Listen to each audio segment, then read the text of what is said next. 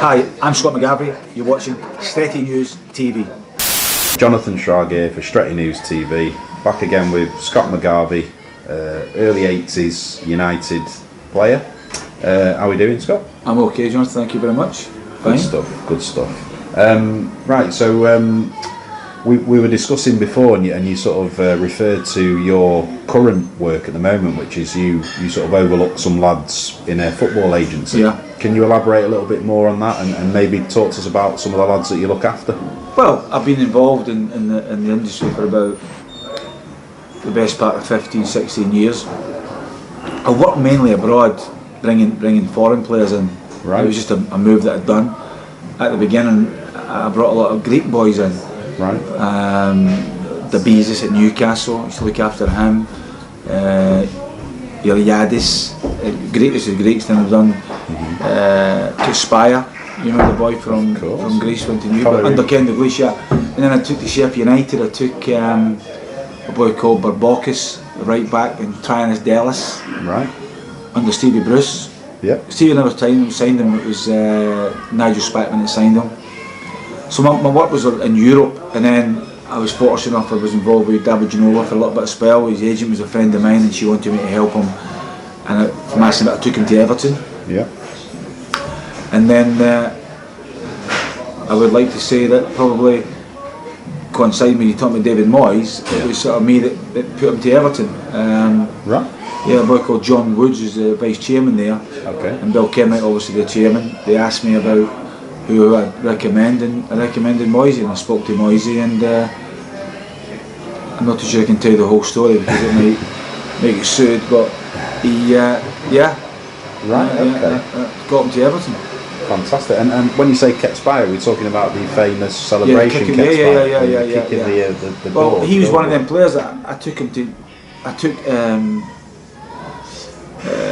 Howard Kendall, was manager of Sheffield United at the time, to watch him play in Greece, and there was fights and fireballs, and he was different class on the night. Yeah. And every time I seen Howard, they always said big mistake. I never took him because he wasn't big money. He was a couple £100,000 transfer fee, and when I say small wages, big wages to people in the street, but relative to today. Anyway, but Kenny jumped in and took him. And again, I'm still doing the agency, but I don't work as much in Greece, although I still get some great players. I'm sort of working out of Romania at this second in time. Some one or two players I'm trying to find a home for, not a top level. Right. But I was involved with this season. I've done Razvan Rat to West Ham, who's now left. It's a shame. Right. Big Sam won't like me for that one. But then I was involved with Salah, the Turkish boy. Yeah. Okay. Yeah. Going to Chelsea. He's meant to. Liverpool wanted him. Yeah. Well, Liverpool and Tottenham wanted him. I had him with Tottenham. As I say, we're working with 2 or 3 different agents. The agent is a boy called Sasha Emperor, and he's the agent. And my contact with him is a boy called Alma Woods, who's based in Ireland, and we worked together. And so I was dealing with Tottenham. They quite liked him. Yeah. And then Liverpool, they wanted him at the price, but then Chelsea came in the last minute, so that's the players involved in. Right. Okay. And then, obviously I won't delve too far into the Moyes to Everton thing. No, I don't. Does that mean that you still have contact with David? You know something? I speak to David, quite a bit. Yeah, I speak to him a lot. I've not spoken to him for a while though. I must have been a few months. I must say that, but I do speak to him. But you have spoken to him since he's been a United manager. Yes. Right. Okay. Well, I'm saying that I spoke to him just before he got United manager. He's changed his number and not given me a number yet. Right. Okay. So he watches this, he could maybe phone me up. Well, so obviously, given your role within football, then presumably you still attend a lot of football matches. Yes, I do. Yeah. And do you sort of attend in the capacity of scouting players as well as just obviously doing the negotiations? Well, I scout players. That's what I do. I like to think that I've got an eye for a player, and I'll pass that on depending the level he's at. It's not good just giving Man United a player or whatever club. I mean, I'm close to certain managers in the game. Harry Redknapp's a good friend of mine. Sam Allardyce's a good friend of mine. Yeah. Tony Pulis I've got on really well with. There's certain managers in the Premiership that I would phone first. Yeah. If I've got a player, especially at that level. Yeah. Because at Man United they're looking for top. Unless he's a 16, 17 with potential, you'd maybe push him to a top club. But certainly anybody that's 20, 22, 23, 24, they're more or less that where they're going to be, what level. I'm not saying they can't go further, but Yeah. it's very difficult to go from 24 signing for Crystal Palace Yeah. and all of a sudden a year later get into Man United. It could happen, but doubtful. Right, okay. And therefore, do you actually get to attend a lot of United games now? I watch Obviously, you're yeah. based in Manchester, Yeah. aren't you? You live in North Manchester. So do you get to go to Yeah, Old Trafford a I lot? don't go every week. I tend to go to teams or games that I've got a chance of doing a deal with, or I'm meeting somebody at the game to discuss a player that's playing that day. Yeah. But yeah, I watch Man United as much as I possibly can. I've been to a few games, yeah. And so, would you very rarely attend Old Trafford purely as a fan, rather on a business level that you attend? I go as a fan, Yeah. but as I said, there's not a million business for me down at Man United. Yeah. I mean, I've got some young players that I've pushed to the academy, or again, I don't have many players in my books that are quite capable of going to Manchester United. When I thought, Right, okay. But you still have an affinity for United, should I say? for I sure, think when absolutely. you go, they're in your heart and you want them to win. 100%, yeah. Well, I want to win, absolutely. Yeah. Okay, right. So, well, obviously, then you're fully aware of United's current plight as it stands at the moment. Fergie's left and Moyes is here, and obviously, things have gone this season how they've gone. I mean, how would you generally assess the kind of situation since Fergie has left? Well, I could sit here and not tell you the truth. Before the season started, actually in this pub, I said they wouldn't finish top four. And that wasn't any slight on the management team or anything like that. It was just the fact that I thought they were going to be fighting for fourth with Liverpool and Tottenham. Yeah. And I didn't think Liverpool would do as well, I must admit, but I didn't think they would be back with the seventh or whatever they were last year. Yeah. And I just think the squad they built, and if they had signed Fabregas, and if they had signed the targets they supposedly have gone for, then they might have won the league. Yes. But we're not getting the players that they were actually going for. It was obviously a big disappointment. And then the squad that they carried on from last year, Yeah. you can't say they're not good enough because they're all good players. They're all really good players. I just think you're talking about a phenomenon in Alex Ferguson who, in man management, manages to get the best out of certain players, individuals. He always has done. Yeah. And that was always going to be a big call for David to come in and take on that job. Yeah. So you potentially pinpoint it more towards the calibre of player in the squad and the failure to sign certain players rather than, like a lot of United fans have sort of hastily jumped to the conclusion that it is purely David Moyes that the reason we are in the position we're in at the moment. David's got to take his fair share of blame. And it's no good cutting corners because he has to. He has to look at how is he not getting the best out of the players. Yeah. And there's a reason for that. What that reason is, nobody knows. Yeah. But certainly, he's not been dealt a great pack of cards, a good hand. I mean, there's top players like your Rio Ferdinand, and like your Vidic who's leaving, like Evra. This is not new. Yeah. And they can see that these guys are not. They're coming down from their career. Yeah. By the way, they're good enough to go and play in the Premiership at any other team. Yeah. We're talking Man United. Yeah. So they just become an average player. I don't mean in a bad way. Yeah. They're top players, but they're coming down from their careers. Yeah. And there's too many of that.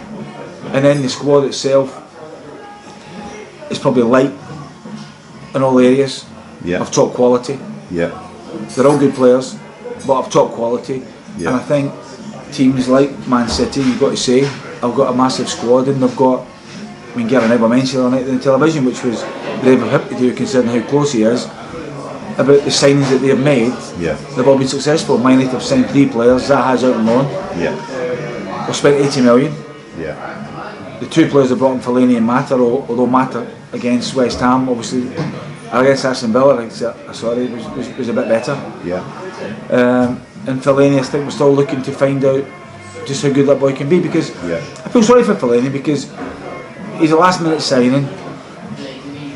He's not your typical, what you'd say, midfield Man United player. Yeah. He played a certain way at Everton, and now you're asking him to come in and play, and he wants to play that holding role. And it's difficult because I look at him and I think his best abilities are higher up the park, with his ability to head, but Man United don't play it that way, and his ability to hold the ball in with his chest. But one thing about Fellaini is, if he gets his chance, and he has, and he's playing regular now, in both boxes, he should be a threat. Yeah. defensively wise, he's always going to help you out because of his size, but he is brave to head the ball. He's not scared. Yeah. He just needs a goal, the big fella. He needs to get a goal. I think a lot will come off his shoulders because every time he gets a chance, he's snatching. Yeah. He's just not quite. I know, and I've been there. Every footballer's been there. You've snatched at chances, and you just got to just try and relax yourself and hope that one hits off his knee or, you know, whatever. But certainly, if you ask any Man United fan, Fellaini would not have been the first choice. And I think I'm telling the truth. He obviously wasn't Man United's first choice because they would have signed him 3 or 4 weeks earlier when they had him at 24 million. Rather than the last minutes at 27. So they would have bought him earlier on. They just never got the targets they were going for. Yeah. And sort of tying in with what you were discussing before about sort of top 4 and top 4 finishes and what have you. Obviously, it's looking extremely likely now we're not going to finish top 4, barring a minor miracle. Yeah. Therefore, do we as United fans have to classify this season as a categorical failure? Well, the season's not over. I mean, strange things can happen, and you can go to Bayern Munich. I mean, look, we watched the game last night, and you analyse the possession of the game, and if you take all that out of it, and you say, well, Bayern Munich were the better team, but if you look at the chances Man United had, I mean, Danny Welbeck slides that one in, and they go 2-0 up. I mean, who's to know? I mean, Danny Welbeck's goal, that was a great bit of skill. For what reason? I mean, he's okay. His head and his feet, sort of, but he doesn't go underneath. Doesn't even touch him, and the player doesn't even hold it. In fairness to the centre half of Bayern Munich, he just puts his head in, realises he's been dealt with quick feet, and his finish is fantastic. It's a shame for Danny because I think if he'd probably put that one away, he might have got the second one. But I think that sort of the 2 chances for me anyway epitomise Danny. I think he's a lot better when he has to be instinctive, whereas when he has a bit of time to dwell on a chance, I think that's when he struggles a little bit. Yeah, for sure. You've got to think about it. I understand that, but I think that's playing games as well, playing regular more games at that level. Rather than 1 game, 2 game, out for 4 or 5, 1 to get getting your game, getting your run of games. You asked the question before about the team this season. I mean, at the end of the day, you know what? Of course, it's been a bad season, Man United. Again, David, first thing you say that it's been a bad season. But lots of things have contrived to make it that bad season, and whatever they all come back together. David is saying a 6-year contract.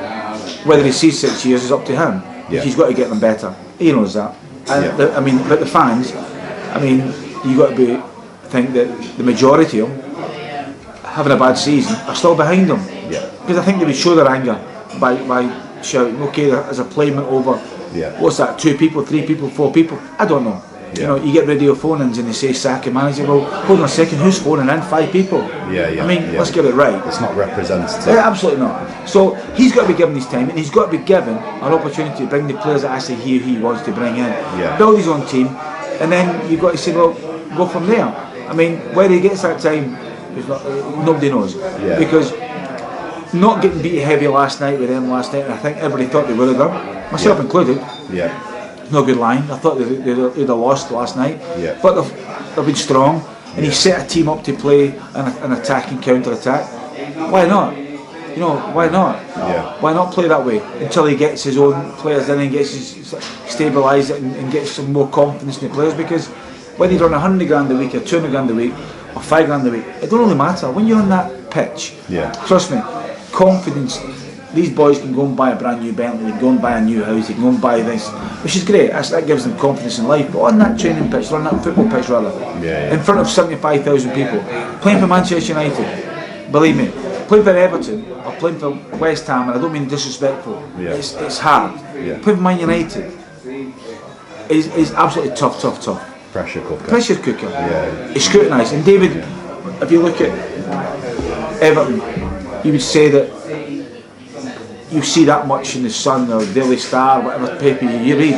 Man United's back page, front page, middle page, every day of the week, 7 days a week. And then you've got weekends, Saturday, Sunday papers all having a pop. That's the difference. And these players have got to live under that. Absolutely. Well, I think the kind of more sceptical Reds have kind of pointed to the fact that even though Fergie struggled in his first few years, and it's a comparison everyone's quick to make, that Fergie had achieved in Scotland prior to coming to England. Now, obviously, in light of what you've told me about, you recommended David Moyes for Everton. That shows you must have rated him. Oh, for sure. David Moyes got the Man United job because he can go two ways here. And I'd say this: if somebody had finished 5th or 6th or 7th in Spain, 5th or 6th or 7th in Germany, 5th or 6th or 7th in Italy, they wouldn't have got the Man United job. Right. Fact. Yeah. Absolutely fact. Absolutely, yeah. And hasn't won a trophy. Yeah. Hard to. His CV maybe doesn't warrant Man United's job. Right. But Alex Ferguson obviously knows him very, very well. Yeah. He's a hard-working man. Yeah. They would have done the due diligence of how good he is. Yeah.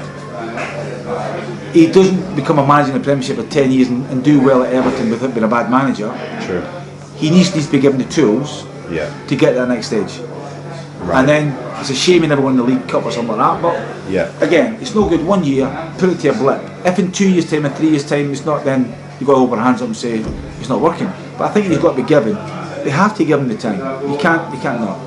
And I'm just sort of voicing other United fans, what I read from other United fans here. Do you sympathise with their opinions about, for example, can you trust David Moyes with this supposed war chest of £200 million? You know something? In the summer, the fans have got to take away the amount of money it is. Yeah. It's gone out the window.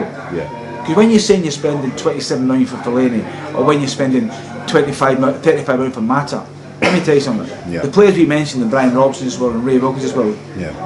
Well, how much would they be worth today? If you're looking at that, so you just got to take it away. And the fans have got to say to themselves, relative. forget the wages they're on, forget what they're spending on players, because it makes no difference. They're just players. It's just the way it is today. So Moyes goes and buys a player at 40 million. It's not because he thinks he's worth 40 million. It's just the fact that that's what it is. Yes. And there's that much money in the game today. You know, people don't contextualise nowadays, absolutely. do they? But Moyes has just got to go and pick his own players. Yeah. I mean, what he's got to try and find, like we all know, he's got to go and try and find players that are going to come in that team and hit the ground running. Yeah. And, and leaders and winners as well. And the spine of the side. Let me say something. Yeah. If you were to ask any manager from top Premiership to the bottom League One, League Two, whatever, there's not a lot about. There's not your John Terry's about anymore. Yeah. There's not your Brian Robson's about that drive you on and dictate. A lot of players will play their own game. Right. There's not a lot that they will take you on. Steven Gerrard, for instance, who's one of my favourite players. Yeah. But he's not a big shouter, is he? He's one of them that drives you on the way he plays. Yeah. These players are far and few between. And let me tell you, David Moyes will be scouring the world. Yeah. You've got to remember, the players that he's trying to get are the same players that other top clubs that will be playing in Champions League football will be going for. Yeah. But would you say, I know obviously he has had it tough, and I am one of those United fans that do believe he deserves at least another year being given the summer to try and reinforce the squad and what have you. Do you sympathise with United fans' frustrations when they've seen particular games this year, and even though the personnel, like you've said, we might not have the personnel yet, he's maybe not been very quick to react to certain situations or bring on certain subs, and people have said, well, is he inept? Some people have questioned that. Yeah. Well, at the top level, does he have the tactical nous? You know what? Making a substitution is either one or the other, isn't it? Yeah. It works or it doesn't work. Yeah. You know what I mean? Only time will tell. Yeah. Only time will tell. I think, as I said, if he's Man United manager, forget 6-year contracts. We all know that means nothing. Right. In fact, if they don't get rid of you, they're going to get rid of you, no matter who you are. Yeah. But he's got to be given time to bring his own players. Yeah. And in the summer, he's got to be given it. And whether it's 100 million, 150 million, or 70 million, whatever, Moyes has got to grab it. What Moyes has got to not do though is think, I'm spending too much on a player. If I was him, if he had to spend another 10 million on a player, even over the value, get him. The same way last season, at the beginning of the season, they talked about Fabregas. They're supposed to have gone in and made a bid, and made a bid, and made a bid, and made a bid. Well, why not do what Real Madrid do? Just go, bang, there you go, there's your dough. Put the pressure on them, and then the players think, where are we going here? And they get the man. They always do. Bit by bit by bit, you try to nick something. So for an extra £3 or £4 million, again, it's money that's way beyond everybody's lives to have £3-4 million. But in in football, it's monopoly. It's a ball isn't soup. it? Yeah. It's Chinese money. It's nothing. Yeah. So I think Moyes has got to just say to himself, you know what, these are the players I want, and if they say that it's going to cost that, he's got to get his own valuation out of the way. If that's who he wants, get them. Right. So I think we've obviously answered then, obviously, that you believe he should be afforded time, and you're an advocate of the fact that he deserves another year or two. He has to. Yeah. You don't. I don't think Man United are doing this for the sake of it. They're not saying we're a club that don't sack. I mean, Man United have sacked. Just the fact that Alex Ferguson was the best manager in the world and has been, and he's stayed there that long. Yeah, yeah. I mean, before that, I talked to Dave Sexton, but he gets sacked. Ron Atkinson gets sacked.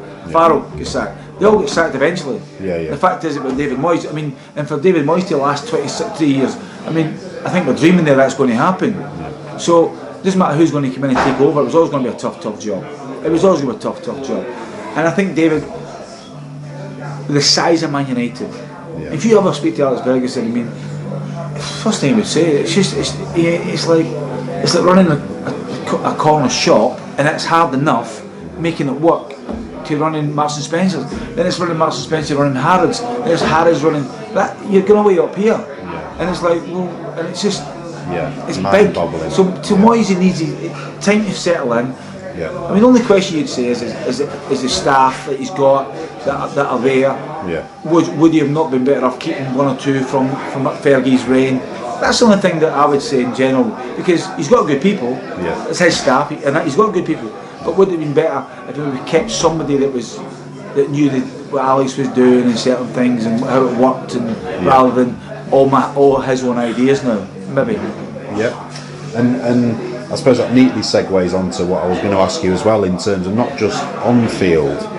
A lot of sort of particularly journalists and fans have picked up on the fact that he has struggled a little bit with the kind of media juggernaut that surrounds United. You know, the scrutiny, the pressure, and his press conferences aren't particularly inspiring at times. How would you say he's dealt with the off-field pressure? I think he's got better as the season going on. I mean, I must admit, at the beginning of the season, I tried to phone him, only to say to him, and I tell you the truth, and if he ever watches this programme and he phones me up, he can bollock me if he wants, but I couldn't believe when he came up and said, we've got a real tough start to the season. Sure, we got a tough start to the season, then they go and beat Swansea, so the tough start to the season didn't look as though it was that tough. Yeah. If Crystal Palace or Hull City or Sunderland or something like that comes out, you'd say, you know what, we've got a tough start. But we're Man United. I think the first 6 games, you're throwing out negative responses. Okay, you can think that, but you shouldn't let that. Plus, footballers themselves, trust me, players will make any excuse in the world and blame somebody else. Right. And if they think for a second, we've had a tough start, well, we've had a tough start. We've not won as many points because we've had a tough start. We're Man United. So you think it's all about the public message that he's conveying? I think he's learning, and he will learn. And I think he'll probably look back at all his interviews and think, but again, from Everton, he's in control of the club, he's running the club, this is his baby, he's built all these, he brought most of these players in, he's dictating, he's running the whole show. Now he's at Man United, and he's like... Do you think he maybe underestimated the magnitude of the leap? I don't think he underestimated the difference. He wouldn't underestimate it, but I think... It's taken him by surprise. Man United is... We're sitting here with a camera, me and you. When he's at Everton, I'm sure there's a few. At Man United, you won't be able to get in the door. You know, and it might... It's maybe taking him a little bit. Plus the team haven't started well, and it's taken its. At the end of the day, he's only a human being. But they've made the decision. He needs to be given the tools.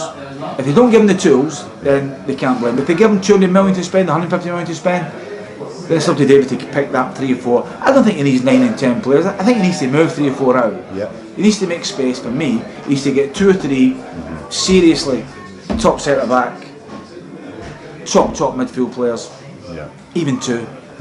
It's certainly 1 driving force. You can go. Is he going to go full backs? I'm not too sure. Certainly, he needs a bit more pace up from wings. That's going to make some make a big difference. And if he gets them, great. And then sign 3 or 4 others that are maybe your lower end of 3, 4, 5, 6 million pound players that are going to come in for next season, the season after. They'll come in gradually, a left back, or if they get the young kid from Southampton, obviously he's a young kid, but he's going to cost a lot of money, he's going to start. I mean, I know who I'd go. I'd be going for Ashley Cole at Chelsea. Yeah, why not get a couple of seasons? Absolutely, all day long. Give Yeah. him big wages to come. Yeah. He's a top draw left back. Yeah, absolutely. Okay, I mean, I'll end it with this question, and I think it's a bit unfair to ask you this really because it's a difficult one. Do you think David Moyes will ultimately make a success of his United reign? Given the tools, yes. Given the tools, Right. as long as they support him. Okay. Because at the end of the day, managers it's all about players. Yeah. If you can get good players Yeah. that are at the peak of their careers or coming into the peak over the next 3 4, there's no reason why he can't be a big success. And get those players to buy into his vision and Well, he's going manage to the players. he's going to want his own idea. But I always say Moyes is saying he talks to Alex. He won't be phoning Alex every night. What do you think I should do? What do you think I should do? But certainly, as he said from day one, why would he not talk to him? Yeah. You know, must be mad not to take his own ideas. But then he's got his own ideas. Yeah. He's got his own ideas. And again, maybe they're not coming across right. Maybe they're not coming. For whatever reason. Yeah. You know, end of the day, it's been a bad season. But who's to say it doesn't end up being one of the best seasons to win the Champions League? Because it's. Would you ask me to put money on it and I like a bet? No. But who would have said Liverpool all them years ago? Who would have said Chelsea? Who would have said, you know, there's teams that can win I mean, who would have said Greece would win the European Championships? Yeah. You know, things do happen. Yeah. If they get past Bayern Munich, which you would like to think, I'd like to think they go over there, Man United are always capable of scoring a goal. Yeah. I mean, Wayne Rooney is always capable of scoring a goal. Yeah. Yeah. And if Van Persie's fit, I don't know if he will be, always capable of scoring a goal. The free kick deliveries they've got, you've got players there that can get a goal from there. It's every chance. The problem I've got is how good Bayern Munich are capable are. Yeah. If De Gea plays the way he's been playing, there's no reason to say that they can't go and nick a goal out there. Yeah. Even got to penalty kicks. And all of a sudden you draw up no easy team, and you're in the bloody final. I mean, it just like that. Yeah. No, fair point. And all of a sudden we're talking about a different David Moyes. Yeah. It's Sir David Moyes. And he's people are saying he's a genius in Europe. Absolutely, it can happen. I just think we're all quick to criticise very, very quickly. It's a long, tough season, the Premiership. There's no easy games. All you got to do, I mean, Chelsea getting beat at Aston Villa, Chelsea getting beat away at Crystal Palace, and deservedly so. Crystal Palace could have scored 2 or 3. Yeah, well, it's particularly for me because I've been one of the people I think that's been more patient with Moyes. I've been sort of advocating a bit of patience, so it's kind of reassuring to hear someone with your informed opinion. Well, 9 months is not. 9 months is no patience. Well, exactly. You have to give them more than that. Absolutely, you can't just give them but a lot of 3/4 United of the fans, season. as you've seen, quite a lot of them, especially I know you're not on Twitter, but if you were, you'd see the amount of people that are just trying to, basically trying to oust him already, and you just think, But are they Man United fans? Claiming to be. Well, if you look at the Man United fans that go to the game, the 70,000 in the game against Aston Villa, I didn't hear one person shout David Moyes out. No, I mean, you get little pockets of maybe disgruntled fans. That's normal. That's a normal football club. That's normal. I mean, let me tell you something. When Liverpool last year were not winning again, there were disgruntled pockets. Yeah. But they'll back the manager. Look, this time next year, if they're still sitting in 7th place and they're not got the play and they're not doing it, then obviously I think Moyes is an honest man. Yeah. They would look at his own position and say, you know what, you don't have to pay me. The type of guy he is. Yeah. I've not done the job. I'm walking because I can't do it. But you've got to give him that time to try and get it right. And then if it doesn't work out, then that's something different. That's true. I mean, it is a good point. I think within the ground, yes, particularly first half of the season, vocally United fans have supported Moyes, and I think even now, like you say, with that playing, they're actually that received boos the playing. Brilliant. So it showed it's not the United way. But I think more and more fans are beginning to question potentially if he is the right man. But like you say, at least on the surface, do you know what? They're not trying to. There's not one manager in any league, especially in the Premiership. There's not one manager in the There's not one man in the Premiership. There's not one manager in the Premiership. Yeah. That won't go through a bad time. Yeah. They've got to stick with him. Yeah. It's not good to keep sacking him. I mean, I think the time a manager gets, the average time in the Premiership is something like not even maybe 2 years, something like that, 2 and a bit years. Yeah. I mean, what chance have you got if you're just going to keep sacking managers all the time? Yeah. Man United's a special case because it's our club, it's your club, and you want them to do well, and we're expected to do well. Yeah.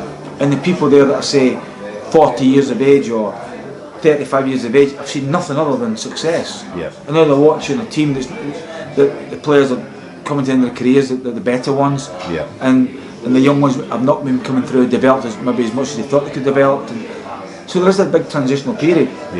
How long Moyes has got that transitional period for, I don't know.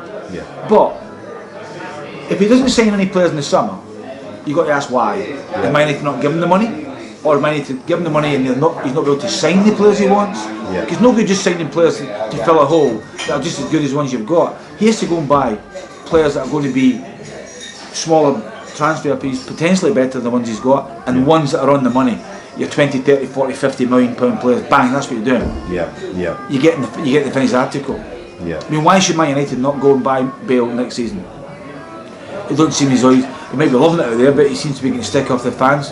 Why should Man United not say, you know what, that's our intent, there you go, there's 100 million from him, putting it right on your toes. Why not? That's a fair point. I suppose a lot of fans question whether we can do that because of the sort of the debt situation with the Glazers. But yeah, no, you're right, 100%. I just wanted to ask your opinions on a few players now, sort of moving on from Moyes. A few of the players, like you alluded to there, that might not have come on 100% as we expected. I mean, you mentioned Fellaini, one of the signings. I personally agree with you. I think, you know, he's a number 10. That was his best position, most effective position at Everton. And then obviously it showed this season at United when we tried to play him in front of the back four, particularly at the top level against your Cities and Liverpools. He has struggled there. But, you know, in his defence, I would say not many players turned up for those games anyway. And in a confidence side, he might thrive a bit more. But I suppose it's sort of moving on to other players now, you know, players that sort of consistently get stick off United fans. So your Cleverleys, who even came out and claimed that he'd been scapegoated for this season. And your Ashley Youngs, you know, are these players that you believe are United calibre? Well, Tom Cleverley 18 months ago, a year or so ago, if you put him up for sale, they wanted big money for him. He was playing every game for England. I know Tom quite well. I really think he's a friend of mine. I used to work with a company that managed them. Tom's a really good footballer. In the right setup, in the right group, Tom could be an asset. He's a good passer of the ball. He's not going to go, but even a good engine. No. He's not going to lunge into tackle. He's not going to be your Brian Robson type.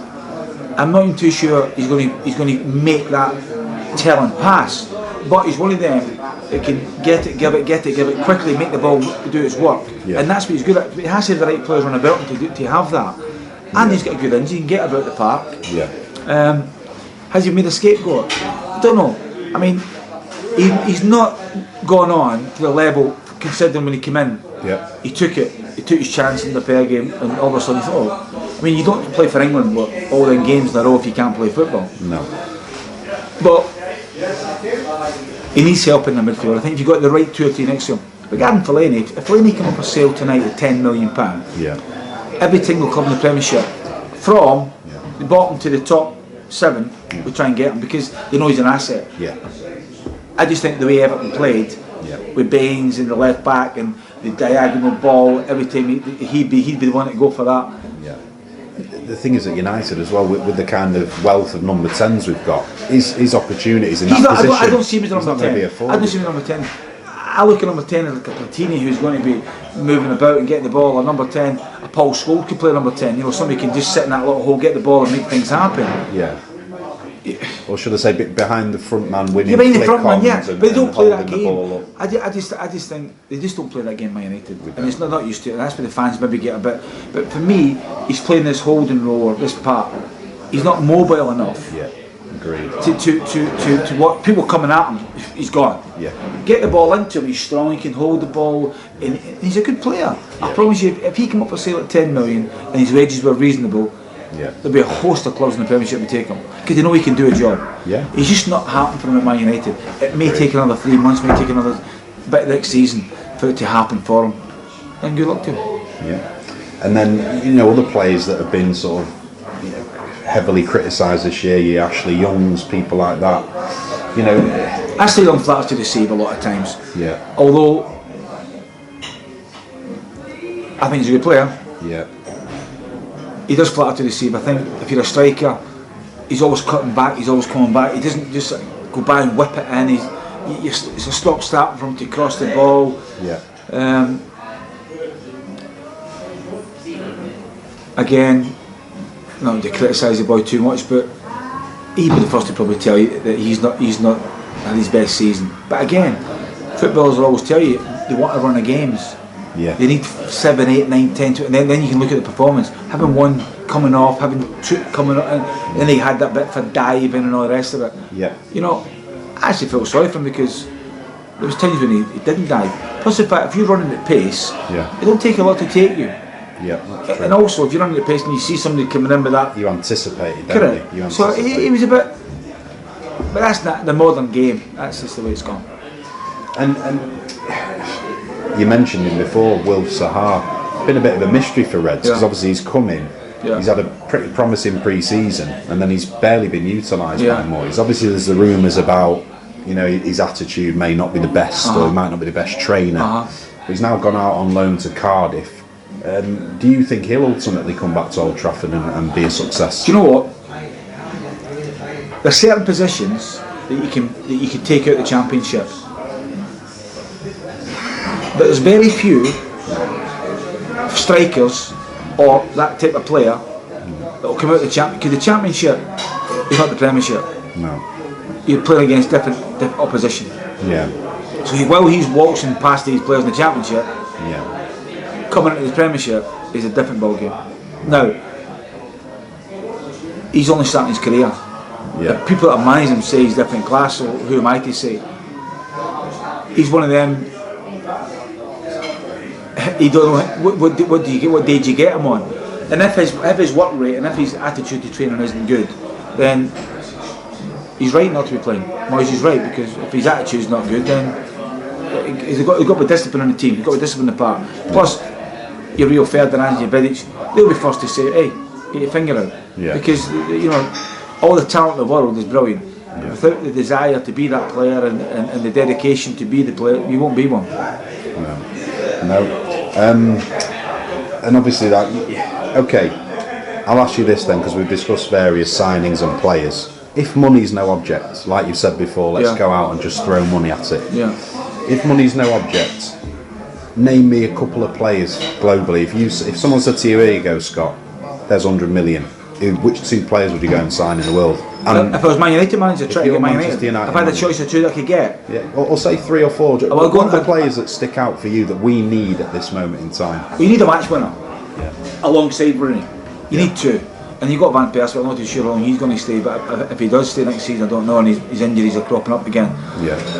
I said I love Ronaldo to be back. The finished article. So I'm not going to bring you any new names here. If it wasn't him, Gareth Bale knows the Premiership. Okay. The one I would go for is the centre half.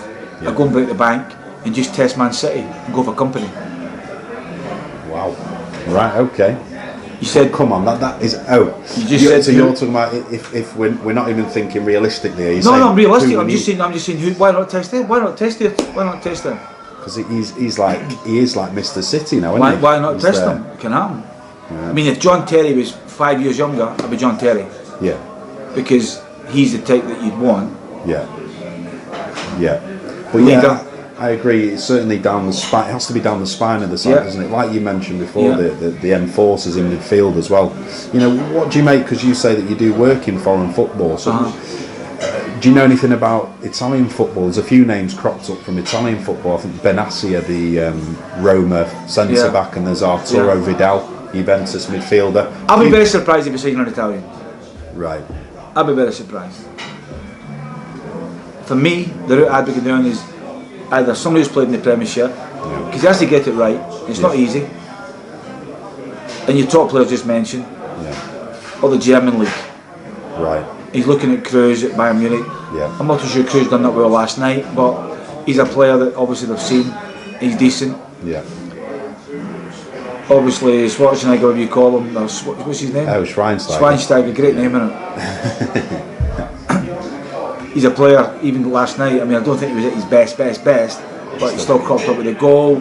He's all, he's back from an injury, and I think he scored like 6 in 8 games now. The past. That's the calibre. That's the calibre we've got to be trying to get. Now, Moyes will have his his names that he wants. His big problem is going to be if they're not in the top 4 and players, their agents, because they're not all on 300 grand a week. Remember, you know, they might be on 100 grand a week, 75 grand a week, but playing in the top 4 in the Champions League, their contracts were built in with bigger money. How far they go, and your foreign players will think, well, I can go to Chelsea, or I can go to Bayern Munich, or I can go to somebody in the top 4. I'm going to get the same money, but I'm going to make more money because I'm in the Champions League, and I'm going to be playing Champions League. Yeah, I'm signing for them. Yeah, that's Moyes' problem he's going to come up against. Right, and it is an even more imaginative one for you. If you could bring back any 3 United players from any era, that we need now, who would they be? Well, I think McGrath. Yeah. I mean, a pairing of McGrath and Steve Bruce for me would be the perfect pairing. Right. Because I think Brucey is that type of a leader. Yeah. And he drags people along and he makes you play, and very underrated. Yeah. Very, very underrated player, I think. Not by Man United, by the way. Yeah. No, obviously never got a cap for him, but somebody like him, you can't have all world superstars. They go missing sometimes. Yeah. Somebody like Brucey doesn't. So a pairing of them, Brian Robson in midfield. In an ideal world, Brian Robson and even Roy Keane, the way the modern game is, the two of them together, they can make it work. But you know what? I won't be greedy. Give me Paul Scholes. There's plenty of players. Yeah. And up to, I don't know. That's the position they need more. Up front, I think Rooney and Van Persie are top drawer. Yeah. They probably need. Well, Chicken is going to stay. They probably need another striker. To take the weight off. Yeah. But probably, I think I'd be looking for a striker that can play either flank and through the middle. Yeah. Somebody like that, somebody who can do either job. Like a Cristiano. So, correct. They can change position. They can swing him into right, swing him into left, or through the middle. Yeah. And sort of finally, then on this sort of thing, you alluded to it before with Robin van Persie's. You know, there's doubts, isn't there? You know. Rumours that he's discontent at the club, and like you say, his injuries are resurfacing. What I've noticed with Rooney and Van Persie, whilst they're both potentially world-class players, especially on the day, doesn't really seem to be a chemistry between the two when they play together. I don't know why it is. I don't know if it's an egotistical thing. One wants to be the main man, and the other one wants to be the main man. But have you observed that as well, or do you think they can play together? I think they can play together. Good players can play together for sure. Even if you fall out, I think you're professional enough to play. I think they can play together. I mean, somebody else has mentioned that to me before, and you look at it. I mean, who can recall last season when Rooney's hit that 40-yard pass over the shoulder and he smacked in the corner? Yeah. There's been plenty enough times where they've made assists for each other. Yeah. I just think Van Persie this season has had these little niggly injuries, and he's one of them players. And there's a lot of players out there, and I mean. Even go back to something like Joe Jordan, even when he played as hard as he was, he needed to be 100% fit. Right, yeah. Hamstrings was right. He had to be, he felt as though he was right. Yeah. I think Van Persie's one of them. So when Rooney will go out, when Rooney will play with a lot of injury, when Rooney will put his head on there and say, well, so be it. And the fans don't even know that he's carrying something. Yeah. He's that type. Right. But I don't see any reason why they listen, if they get the right midfield behind them too, then. And do you have a lot of hope moving forward for United? You know, we've got, if you look at the sort of quartet up front, potentially, if you pick our best quartet of like Januzaj, Mata, Rooney, Van Persie, I mean, that's world class. Yeah. Moving forward, are you hopeful for United? With a summer's reinforcements and moving to next year and the year beyond? Yeah. We need to find a team that passes the ball quicker. Right. That's what they need. I think it's a bit ponderous because I think the confidence is not quite there. Yeah. But if they got an outlet of somebody who's really, really sharp both sides, because even though Januzaj, would you call the young lad again? His name? Yeah, Januzaj. He's a top young talent. Yeah. And Moyes is right. I mean, he knows him better.